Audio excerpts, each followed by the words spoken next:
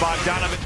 All right, you can make it 5 straight wins for the LA Clippers as they go on to win 128-108. Big-time second half for them. James Harden leading the way with 30 points in this game. And this is just another example of why people keep saying the LA Clippers could be one of the most dangerous teams in the West. Well, yeah, you got a guy like James Harden that we know what he can do in the league, get a bucket by himself, can run a team very well, and Kawhi's getting healthy. And then the emergence of Zubac, what he's doing this year is spectacular. But I think the key for them is like Kawhi staying healthy, he's finding his rhythm, he's getting his legs, but Norman Powell getting back healthy.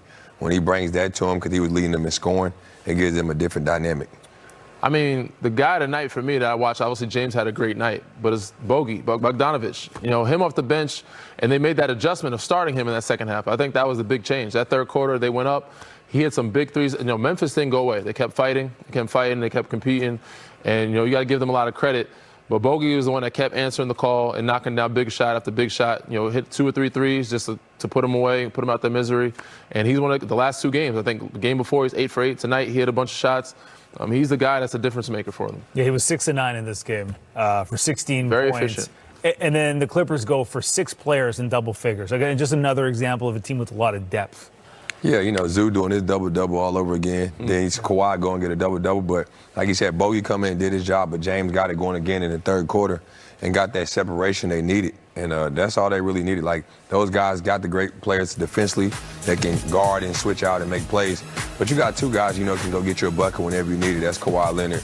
We know what he's doing, 2 Finals MVPs. And James Harden said he don't need a system. He is the system. Yeah. And he's been proving that all year with the Clippers making big shots, making the right reads. So they're a tough team, a dangerous team you don't want to see in the playoffs so they can stay healthy.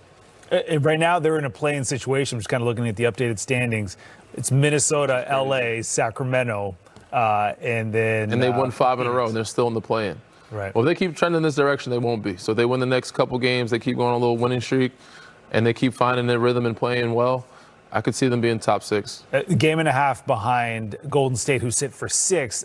Meanwhile, for Memphis, they continue to slide here. What's your concern level for them? Health. I mean, that's the biggest issue for most teams. You know, you got to get Ja Morant back. You got to get those other guys, you know, with rhythm and chemistry with him on the floor, the minutes behind them. Desmond Bane has been in and out some, too. And you saw him take a dive earlier in that game where we weren't sure what his health is like. But if you get him back, everybody on the same page and get some minutes of them, that group together, it's a totally different team. But also they need some maturity, some experience. But that just, first and foremost, get Ja Morant back. Right. Jaren Jackson Jr. in this game didn't have his greatest shooting night, 9 for 24, finished with 23 points. They got contributions from different guys, again, without Ja Morant. But at the end of the day, I mean, this team, if they're going to make any kind of noise in the playoffs, they need a healthy Ja, like he said. Yeah, I think the role players did great. I mean, they played well in the first half. Second half, you know, the Clippers made adjustments coming out of halftime, and then they put the pressure up. They started being defensively more aggressive. Kawhi got more aggressive. And then I think those guys didn't have the same rhythm. But at the same time, the key is being healthy. But I think losing Dillon Brooks was a big key for their team. Like the toughness, the dog, the heart he brought to their team. People feared Memphis. You know what I mean? Now I think like it's a big difference now. And I mean, Jalen Wells is a great rookie coming in, but he's stepping in and trying to take the role of what Dillon Brooks was, and it's not the same. But the key is getting Ja Morant back. When he's healthy, we know how electric he is and what he brings to the game, and he gives that team that edge and feel like they're not scared of anybody. Hard to judge him right now without Ja. Yeah, but I got to give a lot of credit to those other guys. Santi Aldama stepping up, Jay Huff is stepping up. You know, Zach Edey's getting some minutes. It's allowing them to grow some, but this is money time. You know, we don't have that. This is not the time to do that. We need guys in the locker room, on the floor, lacing them up, and everybody healthy. So we get Ja back, and those other guys playing the way they played tonight. So Santi stepped up really well. Jay Huff stepped up. They kept fighting. Scottie Pippen Jr., another good one off the bench, and he started tonight. So they fought for a team that you expected to get blown out tonight. They put up a really good fight. Yeah, Scottie Pippen Jr. finishing with 15 points and 5 assists. But it's the Clippers on this night winning 128-108. Kawhi Leonard, 23 points, 10 boards. Return back to the lineup for the Houston Rockets. 37 points on an efficient 13 of 17 shooting. 9 of 11 from 3 in this game. I mean, that puts out Miami. Don't get no better than that. It's a hell of a game back. That is impressive for him. Houston goes on to win their 9th straight game as we welcome you back into studio. We were talking about this pregame, and you were actually mentioning this. You were saying that Miami needed the key to win here was have a huge lead in the fourth quarter, because for some reason in the fourth quarter, these guys, I mean, recently anyway, they've been folding, right?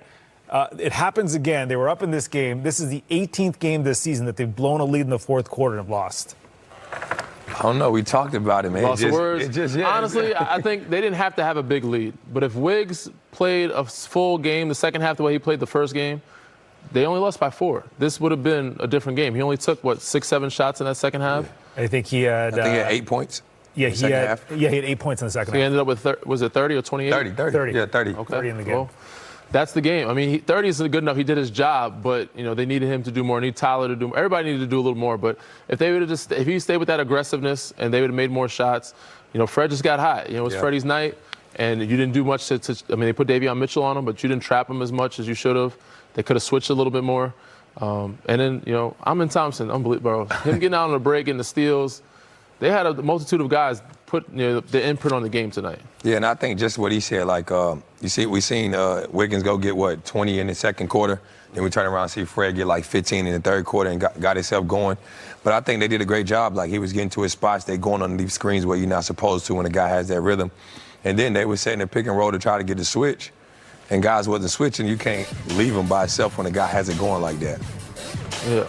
Yeah, this is Fred, bread and butter right here. You go on the screen, you back in the drop, but that was a good contest. Yeah, it was a good contest. He shoots a rainbow. He shoots a rainbow. That was a good one. I can't complain about that one. But there's a lot of them where he walked into it and they were just late, and they didn't switch. They didn't want to. And that's one-on-one. I'm feeling it. Got the defender back on his heels some. Steven Adams is a great screen setter, by the way. Oh, yeah, you're not getting over this. They're in a drop. Too far. You're he already too far. hit 6-7 at this point. You backing up does not make sense. If you KYP, you got to know your personnel. Yes. And you got to not let Fred. If he's hitting 7 threes, I think he hit 7 before that 3, and you back up and don't contest, you got to at least make him drive to the rim, get to the basket. But they did say they tried to put Davion Mitchell on him. He did a good job of fighting with him and slowing him down some. But once your guy gets hot, you just got to hope he misses shots when he takes a look at the rim. And you were mentioning this earlier too, John. This is the challenge playing the Houston Rockets, because you just never know on any night who's going to go off, because they have multiple guys that can do it. Yeah, I just think they got to collect the group that guys just impact the game in so many ways. Fred, one of those guys, like we said earlier, he can knock down a lot of threes if you give him the opportunity. And it was his night. He got it going. He had 12 in the first half, hit 4 threes. Then he comes out in the second half, hit 5 of them. Now he's getting to his mid-range. He's getting to the basket. He's been the Fred that you would see in Toronto. But he don't have to do that every night.